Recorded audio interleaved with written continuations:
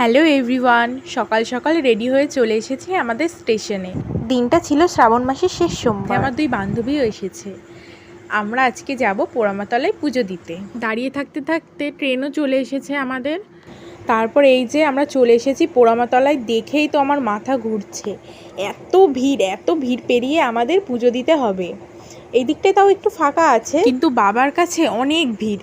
তাই আমরা ভাবলাম সবার ফার্স্ট আমরা মার কাছে পুজোটা সেরে তারপর বাবার কাছে ঢুকবো পুজো দিতে।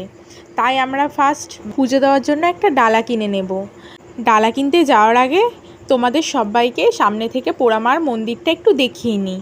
দেখো এখানেও কিন্তু ভালোই ভিড়। ডালা কেনা হয়ে গেছে, তাই মন্দিরে ঢুকছি আমি মার কাছে। এখানে সবার মনস্কামনা পূরণ করে মা। এখানে একটি বহুত বছর পুরনো বট গাছ আছে, সেই বট গাছের নিচেই মা রয়েছে।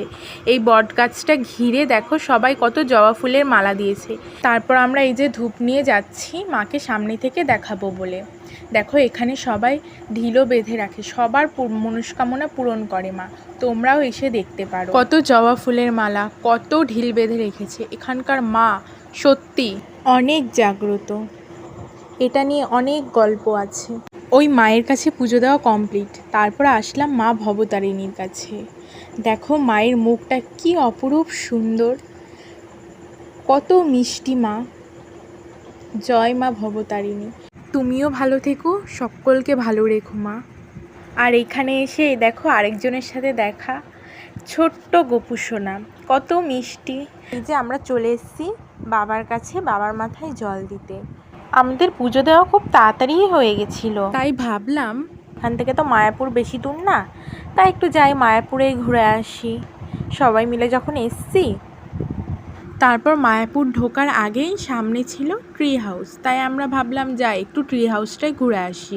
আর চারিদিকটা দেখো কি সুন্দর, চারিদিক এইদিকে তাকালেও সবুজ, ওইদিকে তাকালেও সবুজ, পুরো বাগান, এত সুন্দর লাগছে দেখতে।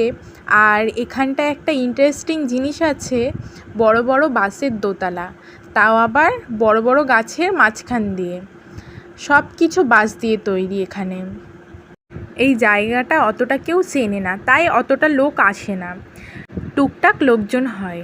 আমি সবার প্রথম এসেছিলাম এই জায়গাটা, আমার মা, আমার পিসি, আমার পিসামশাই, ওদের সঙ্গেই এসেছিলাম। তারপর থেকে এই জায়গাটা আমি চিনে গেছি, তখন আমি অনেকটাই ছোট ছিলাম। তোমাদের একটু আমি জায়গাটা ঘুরিয়ে দেখাই। ওই দেখো সামনে একটা বাঁশের দোতলা, একটা চালা ঘর রয়েছে, সেটাও বাঁশ দিয়ে বেড়া দিয়ে তৈরি। আর চারিদিকটা দেখো কি সুন্দর অপরূপ লাগছে।